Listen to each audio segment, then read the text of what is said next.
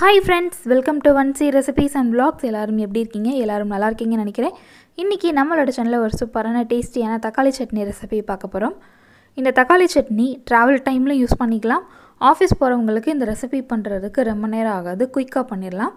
இந்த ரெசிபி எப்படி செய்யணும்னு பார்க்கிறதுக்கு முன்னாடி நம்ம சேனலை இன்னும் நீங்க Subscribe பண்ணல அப்படினா Subscribe பண்ணிக்கங்க. கூடவே பெல் ஐகானையும் கிளிக் பண்ணிக்கங்க. இப்போ இந்த ரெசிபி பண்ண ஸ்டார்ட் பண்ணிரலாம்.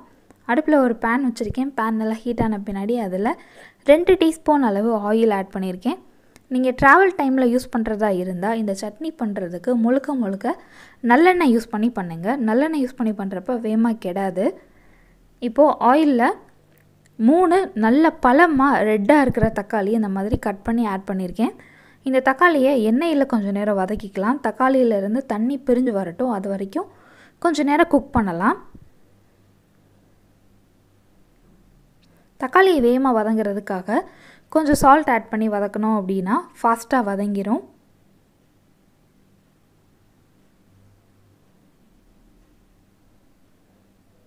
நல்ல பழமாக இருக்கிற தக்காளியாக இருந்தது அப்படின்னா அந்த தக்காளி சட்னியோட கலரும் சூப்பராக இருக்கும், டேஸ்ட்டும் ரொம்ப சூப்பராக இருக்கும்.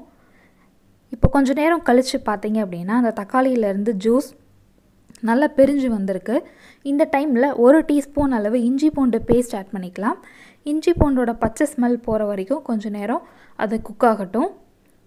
இப்போ பார்த்தீங்க அப்படின்னா நல்லா அந்த தக்காளியிலேருந்து ஜூஸ் பிரிஞ்சு வந்திருக்கு. இந்த டைமில் மசாலா பவுடர் ஆட் பண்ணிக்கலாம். 1/2 டீஸ்பூன் மிளகுத்தூள், 2 டீஸ்பூன் மிளகாய் தூள், ரெட் சில்லி பவுடர் ஆட் பண்ணியிருக்கேன்.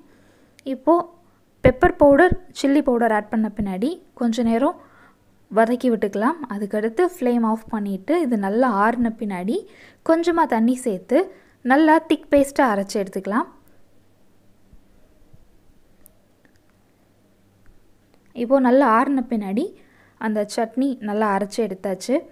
நீங்கள் அப்போவே செஞ்சு சாப்பிட்ற மாதிரி இருந்தது அப்படின்னா கொஞ்சம் லிக்யூடாக செஞ்சு சாப்பிடுங்க. ட்ராவல் டைமுக்கு யூஸ் பண்ணுறப்ப நல்லா திக் பேஸ்ட்டாக தொக்கு மாதிரி நம்ம அதை வதக்கி கொண்டு போகிறது ரொம்ப நல்லது. ட்ராவல் டைமில் யூஸ் பண்ணுறதுக்கு முழுக்க நல்லெண்ணெய் யூஸ் பண்ணுங்கள்.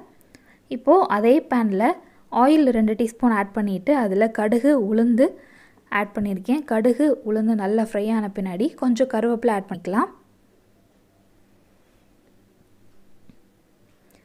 வாசனைக்காக கொஞ்சமாக பெருங்காயத்தூளும் ஆட் பண்ணிக்கோங்க. இப்போது கடுகு உளுந்து நல்லா ஃப்ரை ஆன பின்னாடி நம்ம அரைச்ச அந்த தக்காளி சட்னி அதில் ஆட் பண்ணிக்கலாம்.